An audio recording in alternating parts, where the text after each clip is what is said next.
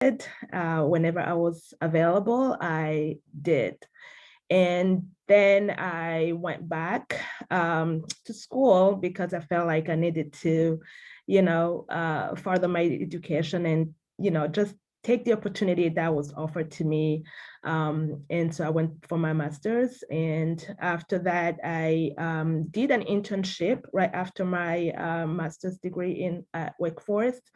I went for an internship at the UNHCR High Commissioner for Refugee in Washington.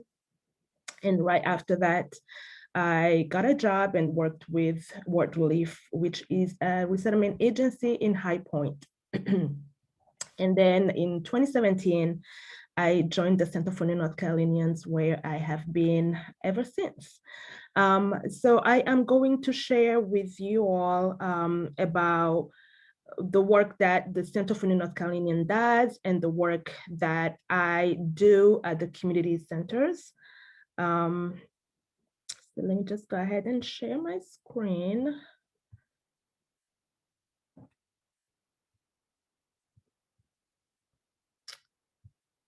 So at the Center for North Carolinians, we provide several programs for immigrants and refugees. We actually don't see the screen.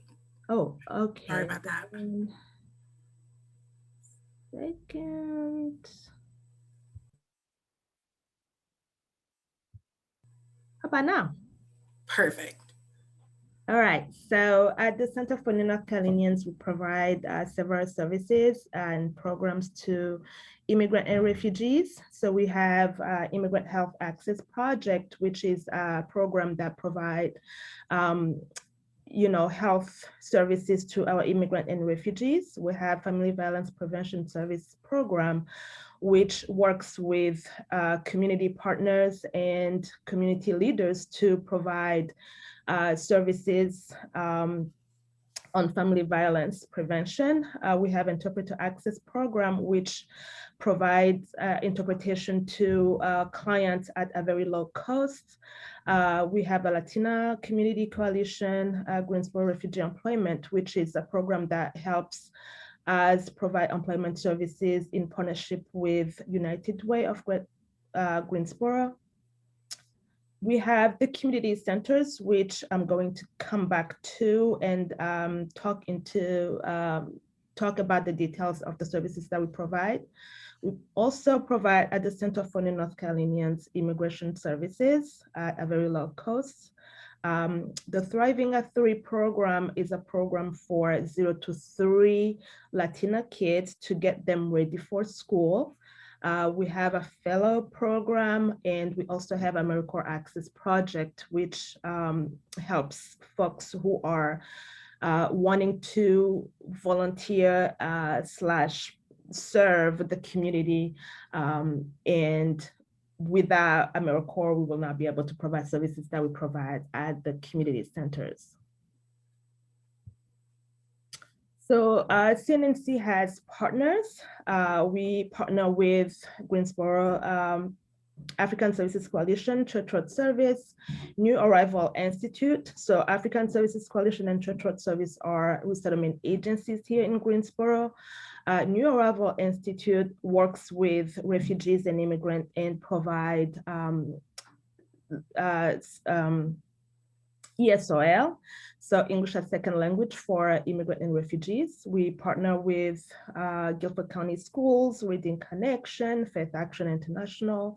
We also work with local universities because we host a lot of interns and also volunteers from local universities.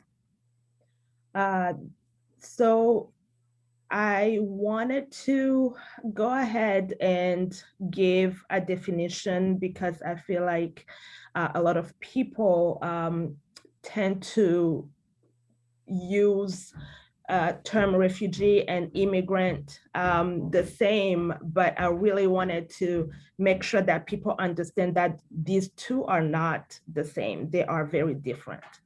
So refugees is a category of immigrants who come to the US from a country that has hosted them and they have to work with United Nations High Commissioner for Refugee, UNHCR, because they have to meet their requirement of a well-founded fear of persecution based on race, ethnicity, political beliefs, religion, etc.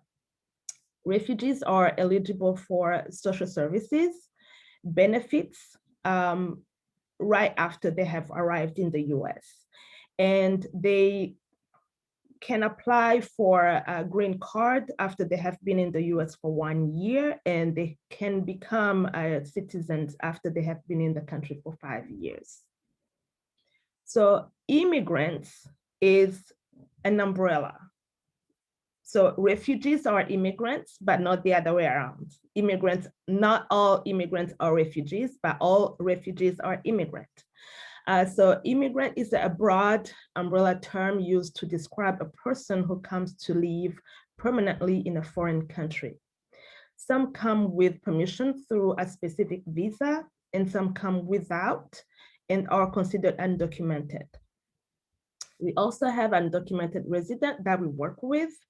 So this group of people are usually referred to as illegal immigrants.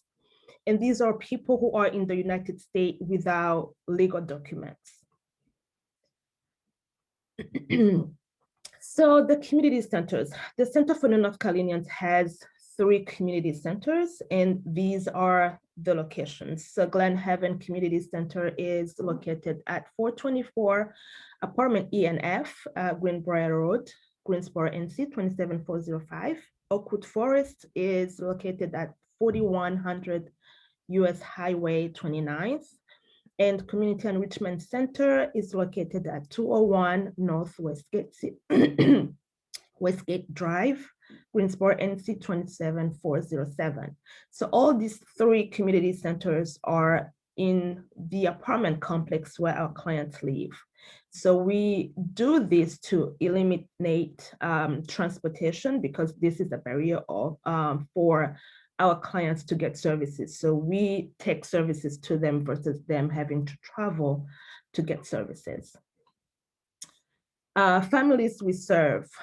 The Oakwood Forest serves Latino families, and these families are from several countries and speak Spanish. At Glen Haven, we have majority Congolese families, Nepali and Burmese. And at the Community Enrichment Center, we have majority of Sudanese families, but we also have families from other places like Nigeria, Algeria, and others. The services that we provide at the community centers are after school support for our kids, K to 12. We provide enrichment programs for the same youth folks. We provide case management for families. We provide employment services, ESL classes, parenting classes, cultural awareness, domestic violence prevention sessions, cultural brokering, and citizenship classes. All these services that we provide are for free. So our clients do not pay anything to get services from us. And also, because we do not receive federal funding, we do not have to serve clients for a very limited period of time. So really, if a client needs us, it doesn't matter if the clients have been in the US for 5 years or for 10 years, we serve them regardless of the time that they have been in the US.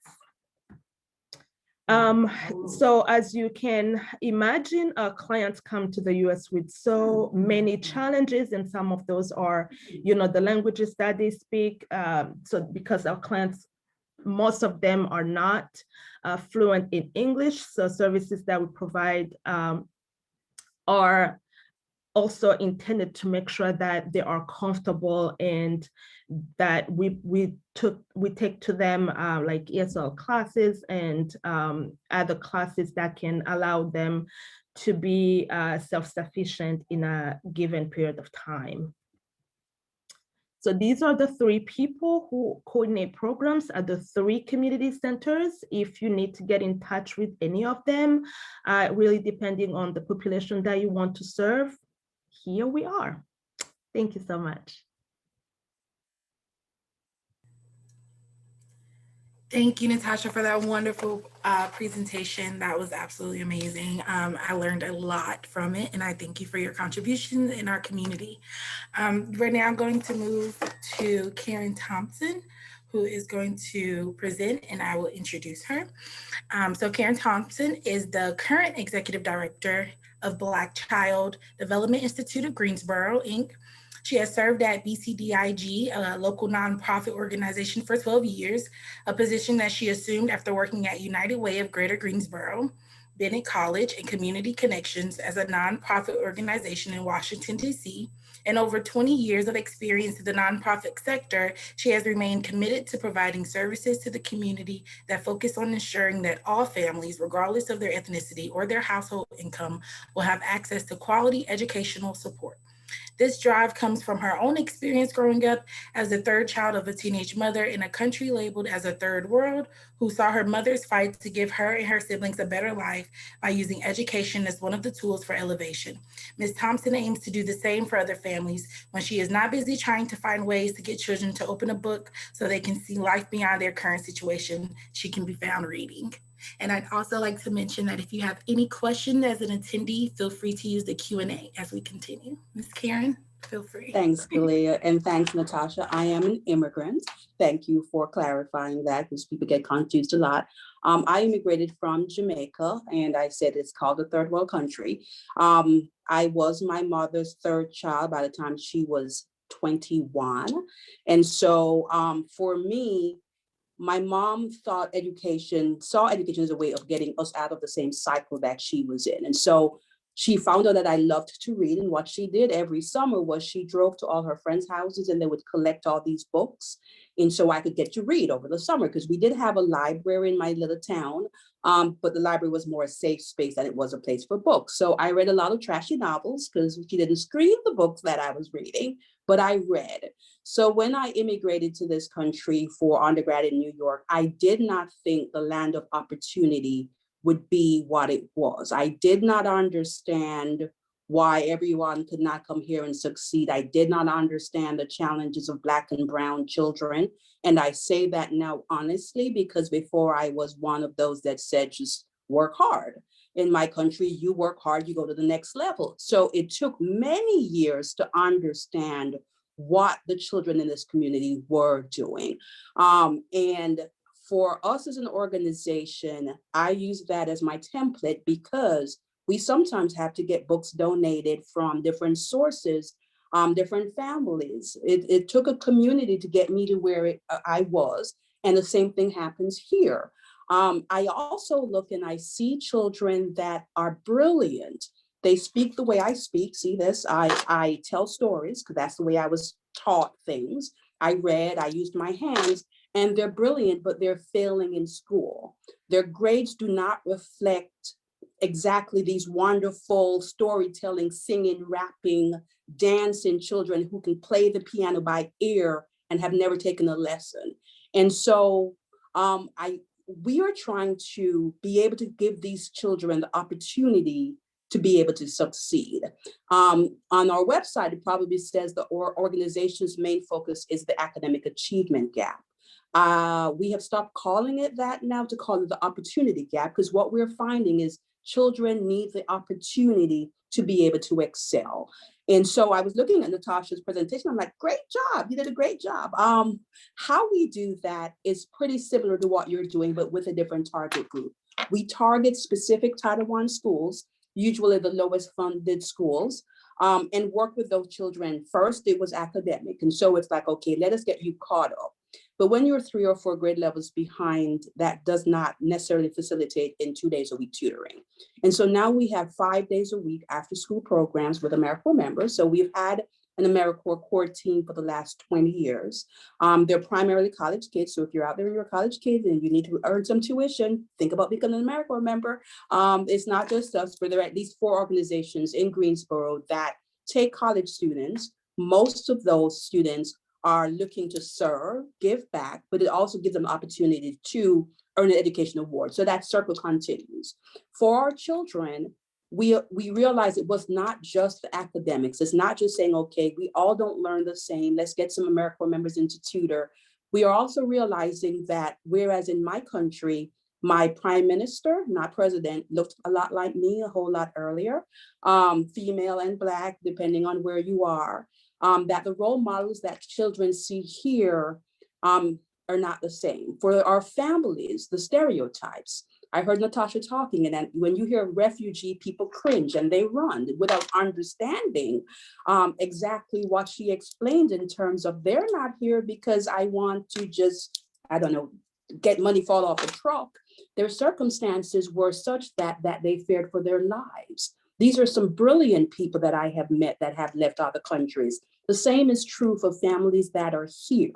What we're learning now, as I used to get frustrated with our families and like, we have all these programs all for free. We're tutoring you. We're giving you access to STEM resources and classes and dance lessons and art so you can express yourself, and we can't get the kids through the door. And so my frustration at one point was, parents, here it is, it's free. In my country, if I had this for free, I'd be right there. And then someone talked to me about trauma-informed care.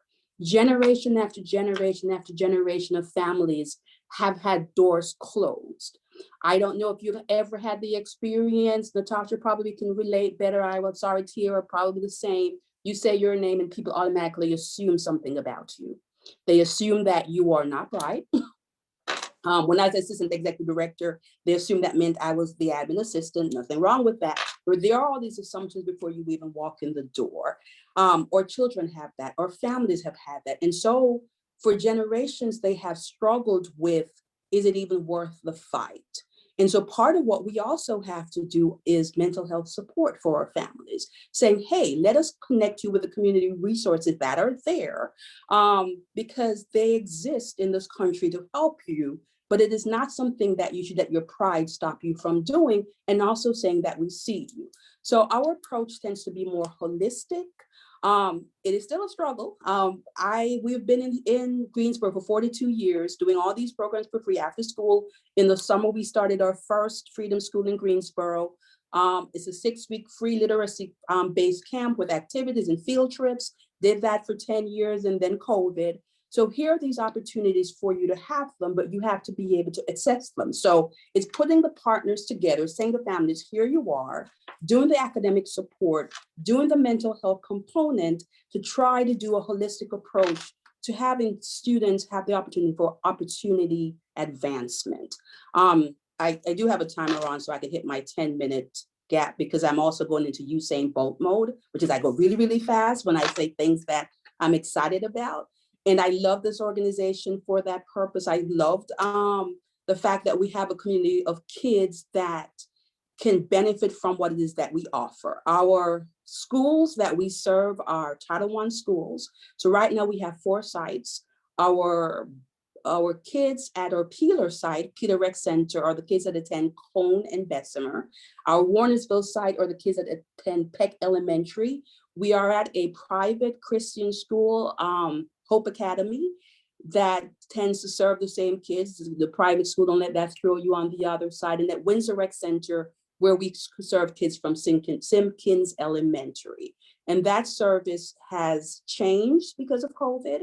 We are now back to after school. We were remote in the days, we were after school, and remote did not work for our families. That's the other disparity that we are seeing. Everybody's seeing that on TV. It's like, oh, look, kids don't have internet, or they don't have working computers, or they don't have food, or their family members need to go to work so that they can continue to do their schoolwork. We have a lot of grandmas that I'm pretty close as there somewhere soon that can't log in and don't remember how to unmute on sessions. And we've also spent years teaching our kids that they must be community driven, operate in a classroom, share, and now tell them they can't touch each other. They need to social distance. They need to operate the way we are operating now. And it has been a challenge. So what our organization will look like in the fall will be interesting for me, because right now what we're trying to do is to continue with our goal of narrowing that opportunity, giving access to resources, but doing so in a way that we have not had to do before, as in we are community driven, send all our volunteers in, but now you can't hug a crying child. So that is the direction that we are moving in. And I have 1 minute on the clock and I will pause it right there.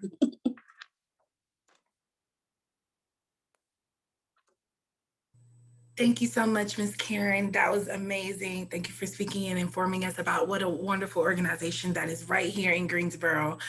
We're now going to move on to Tiara Brown, last but of course not least, for her presentation, and then it'll be followed by a Q&A. So Tiara Brown is a full-time second-year master's student within public health here at UNCG Greensboro. Before graduate school, she had also received her bachelor's in public health education in May of 2019 at the same institution. She is currently a graduate research assistant with the Center for Housing and Community Studies out of the Office of Research and Engagement at UNC Greensboro.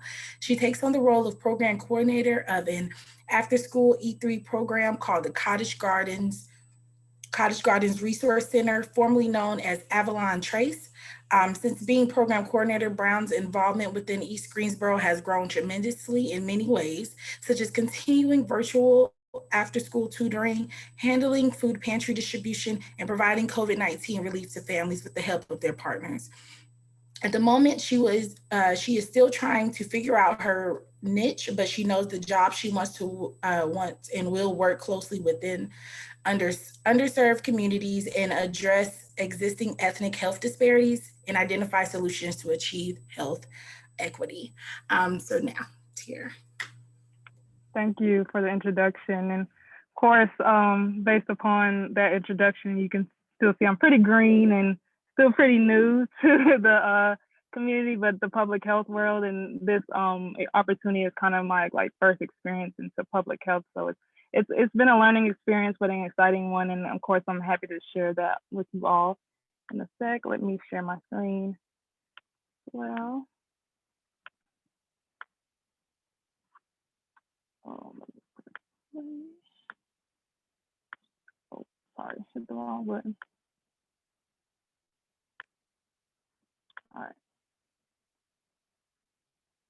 So yeah, just a little bit of background. So I did start off at the Center for Housing and Community Studies back in January 2019. That was my undergraduate internship as well. I was working with their health impact team, more focused on housing resources and housing affordability, make sure people are in safe and affordable housing, of course, around the triad. Later on, kind of a position was proposed to me from Dr. Sills. My plan was originally to finish my bachelor's degree, maybe a little bit later, wait a little bit for my master's, but Dr. Sills kind of got this opportunity and kind of took over the Cottage Gardens Resource Center from the Mustard Seed Clinic in Cottage Grove.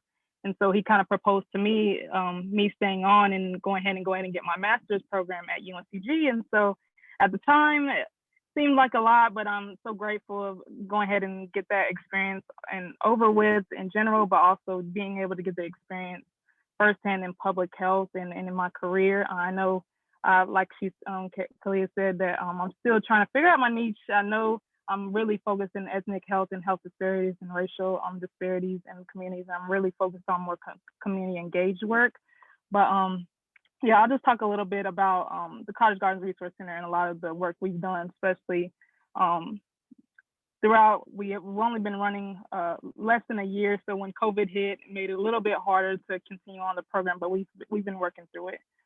So, slow. So just go over a quick background, just let you know about the area. Talk a little bit about the Cottage Gardens Resource Center, of course, our purpose, a little bit of the challenges like everybody else spoke about, and successes, of course, and what we plan on focusing on moving forward, like as our vision. Like I said, it's pretty new. We're still working on improving the program, and COVID has slowed that down a bit. So just a little background of the population. So it is a majority minority community. So it's 80% African American and Hispanic and Asian. This map right here outlines the Cottage Grove neighborhood, which we are located within, but it is an area on the map of East Greensboro.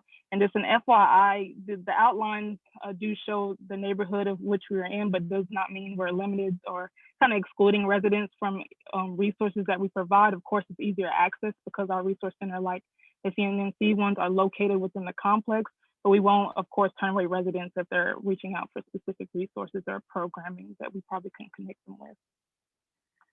Continued on with like economic standing. So the median household income in Greensboro is $47,000, in the Cottage Grove area is $15,000 less than the Greensboro area. So kind of showing that economic standing. I also added in kind of 19% of the households are recipients of food stamps or food stamp benefits.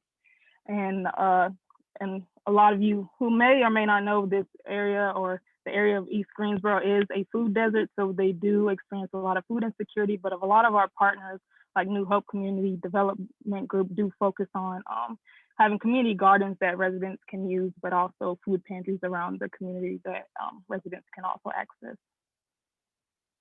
I also talk about a little bit about educational attainment, since we are a resource center and we are incorporating a literacy program.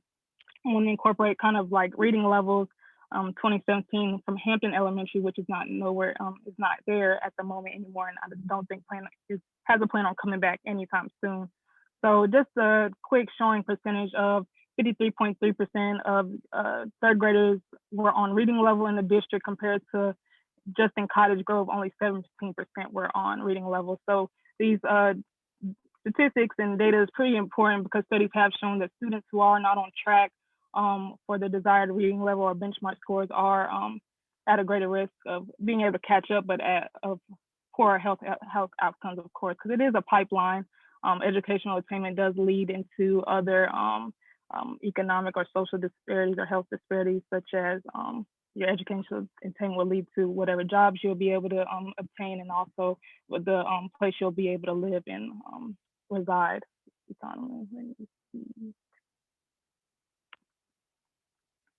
Sorry, did not want that video to play, but if you want to look at it on your own time, you can. I just want to continue more background information.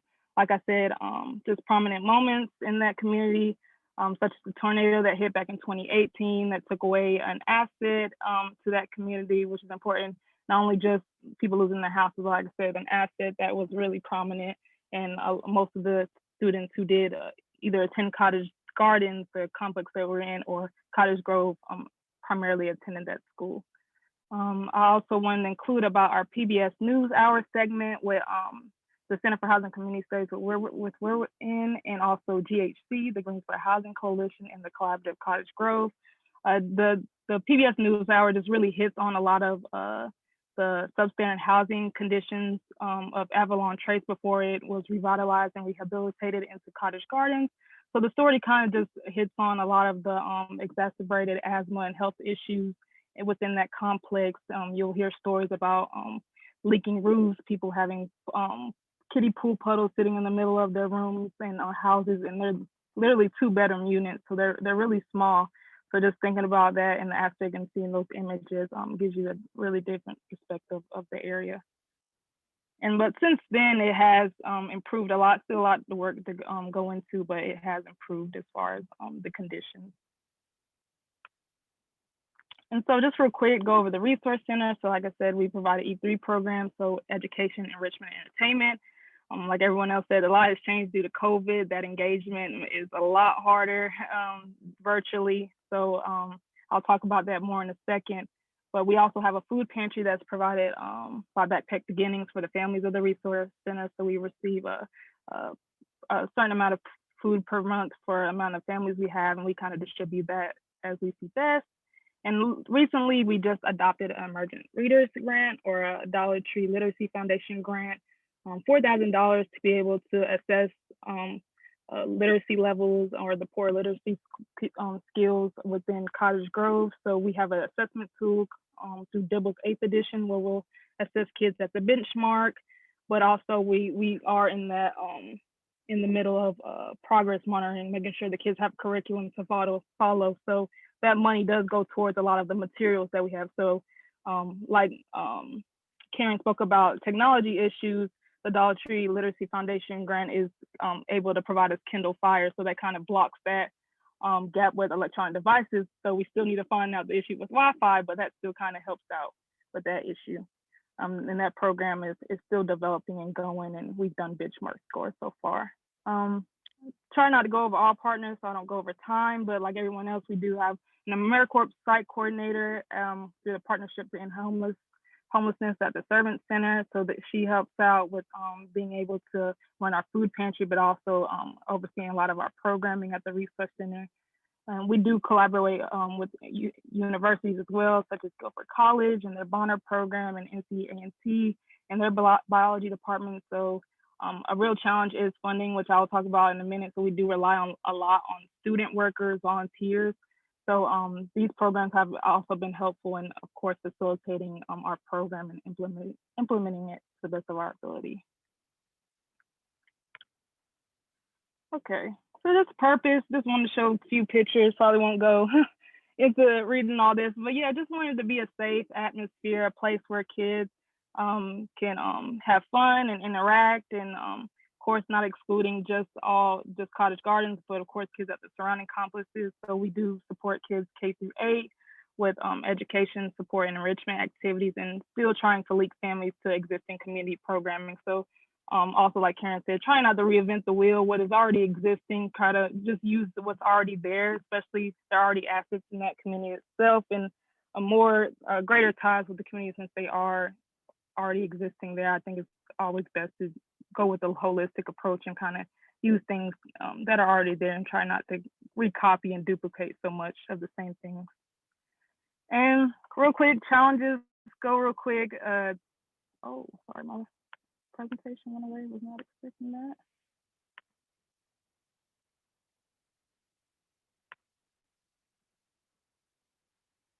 All right, sorry.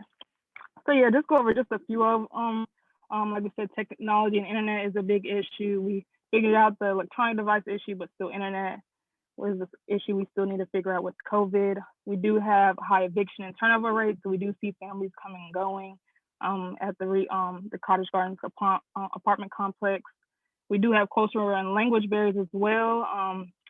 Prior to all the tornado situation and the housing situation, that probably was a greater immigrant refugee community and population at the Resource Center, still existing, but it's not as strong probably as maybe at the centers that CNNC has and things like that. But we still run into issues with culture and language barriers sometimes.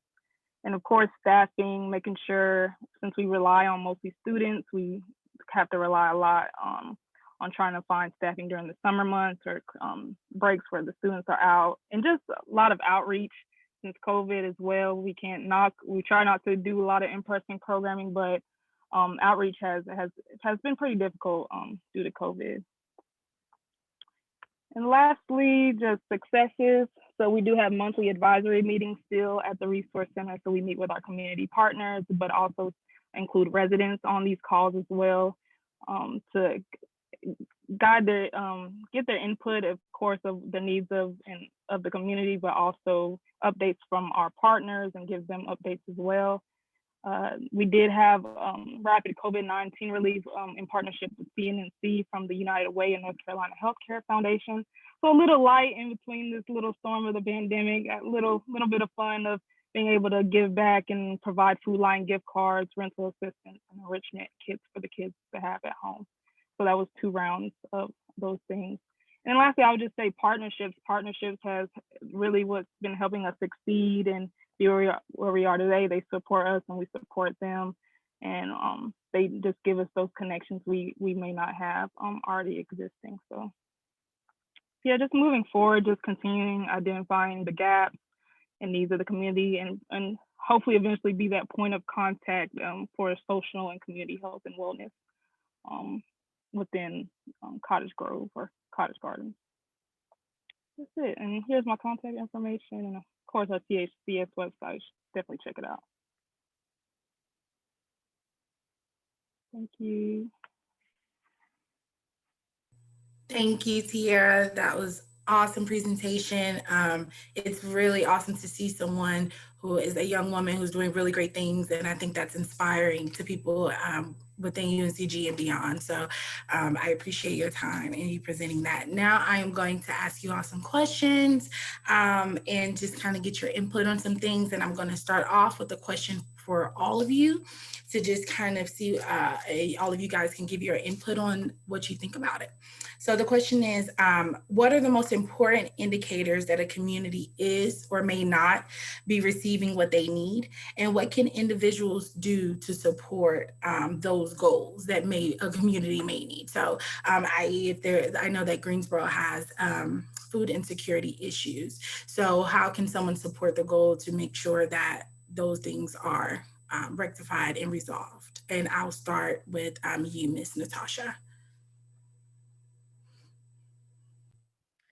Thank you so much, Kyla. So like I said, we work with immigrant and refugee communities, and what we do, what is great with the Center for the North Carolinians is that we work with the community, but we are also from the community. So we work with people who are like us. So, you know, I understand them because I am one of them. And so the situations that they are in now, I was in that situation 12 years ago. So I really understand, and I am able to advocate for them to be able to get better. And, you know, we work really hard just to make sure that the journey that they took to be here does not go in vain, because you hear stories like, you know, whatever I went through was worth it because I want to make sure that my kids are safe. I want to make sure that, you know, my kids live a better life than I did myself. So what we do, we sit and we listen. You know, we are very different because we go to our clients. We know their needs because we are sitting in their living room. We are drinking coffee with them, you know, on the floor, and we talk with them. We speak the languages of our clients. And so that's how we learn about the needs. And then we advocate for our clients to get those needs taken care of. And so we have partners that we work with because, you know, we are not able to do it all without our partners. So what we do, and because of the way we work and because of the way our community centers are in the neighborhood where our clients live, we are able to make that connection with our clients and to build from there. And then we advocate for our clients, and then we build a village, because like you will hear a lot of clients say, you know, they know, and they say that where they are from, you know, a kid is a village's, you know, work. You know, they know that they cannot rely on just themselves to raise that child. They know that they have to rely on the neighbors. They have to rely on the community. And that's what we do with our clients, you know, because again, you know, our clients have values that they bring to the community here in Greensboro. So we want to make sure that we are that bridge that talk about these values so that the community as a whole in Greensboro can tap in those resources that they might not see as resources because our clients might not speak English, but they have a lot to bring if people are open. And then as a community, we work together to make sure that, you know, there is a win from the side of our clients, but also a win from the community as a whole here in Greensboro. Thank you, Natasha. And yes, like you said, it does take a village. Thank you for your answer. Ms. Karen. I think your question was indicators that they're not receiving what they need. Mm-hmm. For me, the response would be something that Natasha said in her statement, which was listen. We have done surveys of our families, and usually the surveys is telling them, here are your 5 choices of what we think you should need. That is not the effective way to find out what people need. You have to actually do exactly what you heard Natasha saying. You need to understand where people are coming from, what their needs are, and ask them. Sometimes it has to be anonymous because not everybody wants to vocally say, my child needs shoes, because that could mean a call to DSS. But you need to listen to what people have to say to determine where those needs are.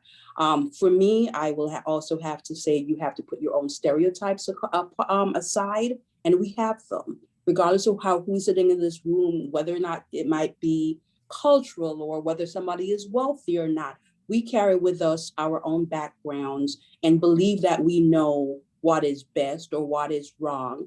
And that makes it harder for us to cross those barriers if you're already walking and assuming that X family needs this and they need this because of their own X or Y. In order to help and support the needs of our community, you have to stop and listen long enough to do that. And then when Tiara was talking earlier, key to making this work are those partnerships. I saw Q&A answer pop up, but I'm not able to multitask because this is just me, that asked about the faith-based community. There are great resources in being able to pull together people that want to be able to help. It's to be able to make those connections with people that are saying, here we are, and we want to be able to help, and putting that all together. Our biggest challenge tends to be resources. I can't remember who said we have a ton of interns. Yes, and so we've had a ton of interns, but we are also then listening to interns that are trying to give back. And then we're saying, but we're going to do it for you for, we don't pay you to do this, but we want you to work 40 hours a week plus your side job. And making this happen can also be an additional challenge. So the levels of listening is not just in who is receiving services, but who's also providing those services. If we can bring that all together, for me, I think it would be effective in helping the communities that we serve. That's me. Thank you. Tiara?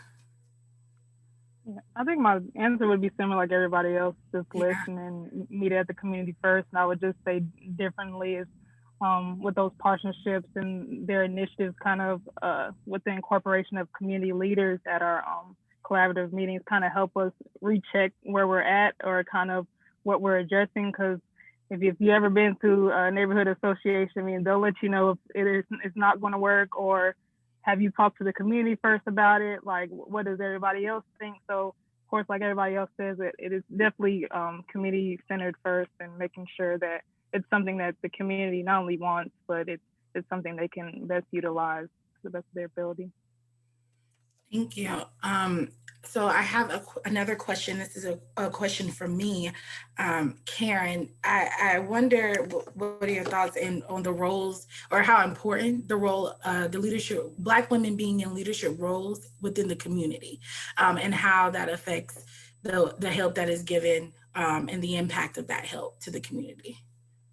I read an article recently, because that's what I do in my free time, is read. I said that earlier, that spoke about the fact that one of the groups that has the most pressure recently are Black females. It seems that we are expected to carry the whole weight of the whole community, because we have been trained as such. You learn to go out there and raise your family and do what needs to happen. And if an election needs to go a certain direction, all the Black females round folks up and put them out there. It is a good thing and not a bad thing. As a Black female, of course, I am going to say, listen to all us Black women leaders, but also in saying for us to be effective in our roles, it is also to understand that we cannot carry the load by ourselves. In these leadership roles, I walk into a room, and I think my young folks like to say around here, I have to learn how to code, switch. I learned that one. I have to learn how to be the voice without being the angry Black female leader, but yet being able to still represent a whole community that may or may not. We do not have the same backgrounds just because we have the same color of skin. And I cannot be the voice of all Black women leaders, but I do want to say, listen to us, because usually we are right. But that would then separate us from the folks that I am saying, I also need to listen to you. So effective Black leaders for me is also saying the same thing I'm asking folks to do for community, is not only to listen to me, what I may be thinking, but also for us as Black leaders to also do the same. Learn how to listen. Where I am from, and I saw one of my other colleagues on the line, Dr. Morrison, because she's coming to support her student out there from UNCG. We are taught that, as kids, that you just listen. Black kids say, go sit in the corner, do not talk. when you're in a room with adults. How that plans out is when Black kids go into school, as opposed to when white kids go into school, or Black child may know 500 words or white child might know 5,000, because we're like, listen, do not talk. And so we have to also learn how to change that mentality in when I walk into a room, it's not always just to listen, do not talk, also learning how to be able to communicate back that my voice does carry some weight. Does that answer most of what you needed? Absolutely. And thank you for bringing up the point about language and, raising your voice. I think that's very important. And just as like a young woman, I find myself like having to make that conscious decision to use my voice. It's not always a really easy thing. I'm the person who's like, oh, sorry. Or, like I apologize for having a voice a lot. And so making that decision, I think is really important for young women to know that you should make that decision to use your voice. Yes. And yes, and so, and also keeping on about language, Ms. Natasha, you spoke a little bit about the language barrier, and that made me think about my first job ever, just turned 16, I wanted to work. So I worked at Food Lion as a cashier. And I remember there's this one gentleman who he never spoke. And I just thought he didn't like me or he was mean or whatever the case may be. And it was a Hispanic gentleman. So one time I decided just to say, hola, como esta, instead of hello, and he lit up. And he smiled, and since then we were able to have a conversation. So, what initiative should a person take in a community to make sure, or what can they do to kind of combat that language barrier on a day-to-day basis? I appreciate you, Kara, saying that, because like you just described, like this person was never going to know if you even noticed that the person was there. And what you just described there is the life that our clients live, that I lived. Because let me just share something very quickly. When I first got here, I had learned English in school, but my English was just in my head. I had never practiced, I had never spoke English, but you bring me a test in English, I excel. I can write perfect everything, I understand. But to speak, because I had never spoken in English, I could hear, but also the accent was different. I learned in British accent, British English, and so everything was very different here. So I did not want to get out of the house. I did not want to speak. I did not want to talk. Why? Because, the first thing that people say are, oh, where are you from?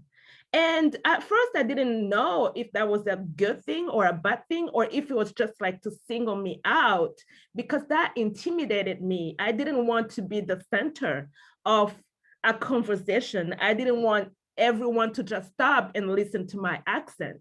So I avoided that as much as possible. But now I have changed to being okay with that and actually feeling great about that, because I feel like if I can speak English and I have an accent, it's because I have another language or other languages. So that should be a plus and not something that will make me feel bad. And we have to change as a society to allow people to be proud of who they are. And that has to change, and it has to start with the way we teach our young folks. It has to start with the school, not making this child who does not ever speak in class feel bad because they don't, they are not fluent in English. They feel bad already. They know, like, other kids are picking on them. But as adults, we need to give them the voice, and we need to tell them that it's great, it's perfectly fine to be different, to look different, and be proud of who you are. Because if we don't do that, we are going to have these kids who are going to drop out. We are going to have these kids who will not want to be, the future of this society that is supposed to be great with everyone included. So, I usually say that the US is the only place that does not value other languages. So if we start hiring people who are from the community, look like the community. For example, like the position that I have in the community is viewed as we are included, you know, and other people who are like me, who have an accent, will want to work hard to get to where I am because it's possible. But working hard and not ever being seen or being given that place, then what's the point of having all these school loans that you will never be able to pay back because you will never be able to get a job, a decent job that will allow you to pay back the school loan, that will allow you to show your kids, hey, if you work hard, you're going to get to the next level. If you work hard, we are going to break the cycle of, you know, the poverty. So we, as a society, collectively, as a community, we need to work hard to make sure that we include everyone and that we give the voice to people that do not look like us, so that collectively the younger kids who are growing and who will be the voice of the future will see that we look like the community that we represent. Thank you so much for that. I wholeheartedly agree with everything that you said. I'd like to thank Brandy Saunders in the chat, who had left some really great, or in the Q&A, left some amazing words for Natasha, Karen, and Tiara, our amazing panelists today. Thank you all for your contributions to the conversation. And we're now having the next, which it talks about gendered racism in medicine, for the next panel that's coming up. So I thank you guys, and I'll see you all there if you join. Thank you so much. Yeah, no problem. Thank you. Thank you, guys.